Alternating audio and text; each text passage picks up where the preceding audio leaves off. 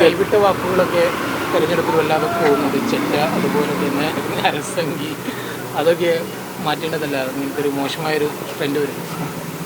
മുഖ്യമന്ത്രി ഇന്നലെ വീട്ടിൽ പോയി പറഞ്ഞാൽ മതി എന്ന് പറഞ്ഞത് വിവാദമായി. അറിയില്ല എന്താ സംഭവം.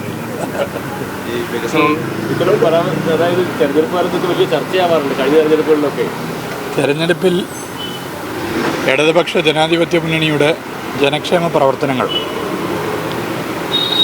അതുപോലെ തന്നെ വികസനം വലിയ നിലയിൽ അനുകൂലമായിട്ടാണ് കാണുന്നത്. വോട്ടർമാരെ കാണുമ്പോൾ പ്രധാനമായ ആളുകൾ ഈ വികസനമാണ് പറയുന്നത്. ഇപ്പോൾ ഈ മണ്ഡലത്തിലൊക്കെ ആണെങ്കിൽ വികസന പ്രവർത്തനത്തെ വലിയ നിലയിൽ സഹായിക്കുന്നുണ്ട്.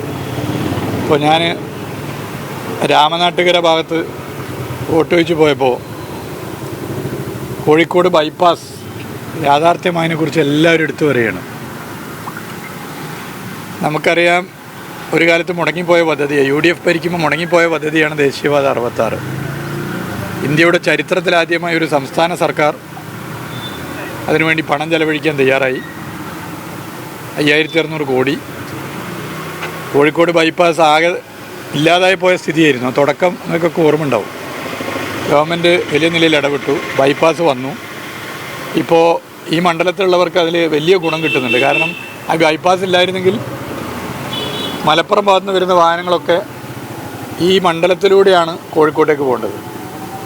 ഫറോക്ക്, ചുങ്കം, പേട്ട, അരീക്കാട്, മീൻചന്ത അങ്ങനെ പോകണം. അത്ര ബ്ലോക്കായിരിക്കും. രണ്ടാമത്തത്, മണ്ഡലത്തിലുള്ളവർക്ക് പെട്ടെന്ന് ഒരു മെഡിക്കൽ കോളേജ് ആശുപത്രിയോ മറ്റാവശ്യങ്ങൾ വന്നാൽ ഇപ്പോൾ പെട്ടെന്ന് എത്താൻ പറ്റും. അപ്പോൾ കോഴിക്കോട് ബൈപ്പാസ് വലിയ നിലയിൽ ഈ തെരഞ്ഞെടുപ്പിന് ഞങ്ങൾക്ക് വോട്ടാകുന്നതിൻ്റെ പല കാരണങ്ങളിൽ ഒരു കാരണമായി മാറിയിട്ടുണ്ട് എന്ന് ഇപ്പോൾ വോട്ടർമാരെ സമീപിക്കുമ്പോൾ മനസ്സിലാവുന്നുണ്ട്. അതുപോലെ ഒട്ടേറെ വികസന പ്രവർത്തനങ്ങൾ. രാഹുൽ ഗാന്ധി വരുന്നത് ശബ്ദത്തിനൊരു പ്രശ്നമുണ്ട്. കോഴിക്കോടാണ്. അപ്പോൾ സ്വാഭാവികമായിട്ട് അദ്ദേഹം 5-ന് നേരത്തെ പ്രഖ്യാപിച്ച ഗ്യാരണ്ടി കാർഡൊക്കെ പുറത്തിറക്കുകയാണ്. സ്ത്രീകൾക്ക് KSRTC സൗജന്യ യാത്ര, പെൺകുട്ടികൾക്ക് മാസം പഠിക്കുന്ന കുട്ടികൾക്ക് പേയ്മെന്റ്, ഒപ്പം ആരോഗ്യ ഇൻഷുറൻസ്, അങ്ങനെ വലിയ പദ്ധതികളൊക്കെ വരികയാണ്. പിടിച്ചെടുക്കാൻ കഴിയുമോ? അല്ല, അദ്ദേഹം വരണമല്ലോ. അദ്ദേഹം ദേശീയ നേതാവല്ലേ.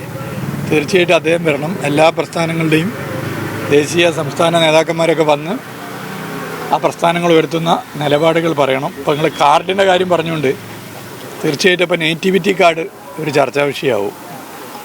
പൗരത്വ നിയമത്തിനെതിരെ ഒരു പരിചയമാണ് നേറ്റിവിറ്റി കാർഡ്. ഇന്ത്യയിൽ എന്തുകൊണ്ട് ഇടതുപക്ഷം ഭരിക്കുന്ന കേരളത്തിൽ മാത്രം നേറ്റിവിറ്റി കാർഡ് പ്രഖ്യാപിക്കുന്നു, അത് നടപ്പിലാക്കാൻ സർക്കാർ തീരുമാനം കൈക്കൊള്ളുന്നു? എന്തുകൊണ്ട് കർണാടകയിൽ, കോൺഗ്രസ് ഭരിക്കുന്ന കർണാടകയിൽ അതില്ല? എന്തുകൊണ്ട് കോൺഗ്രസ് ഭരിക്കുന്ന തെലങ്കാനയിൽ അതില്ല? അപ്പോൾ അതൊക്കെ ചർച്ചയാവും. നിങ്ങൾ കാർഡിൻ്റെ പറഞ്ഞുകൊണ്ട് കാർഡ് എന്തായാലും ചർച്ചയാവും. അത് നേറ്റിവിറ്റി കാർഡായിരിക്കും തെരഞ്ഞെടുപ്പിലെ ഒരു ചർച്ചാ വിഷയം. അങ്ങനെയല്ല, ഗ്യാരണ്ടി കാർഡ് ഇപ്പോൾ ഉണ്ടെങ്കിലും ഇല്ലെങ്കിലും നേറ്റിവിറ്റി കാർഡ് ഈ തെരഞ്ഞെടുപ്പിൽ ഒരു പ്രധാന ചർച്ചാ വിഷയം. ഞങ്ങളിപ്പോൾ വീട്ടിൽ പോകുമ്പോൾ ഒക്കെ സംസാരിക്കും അതാണ്.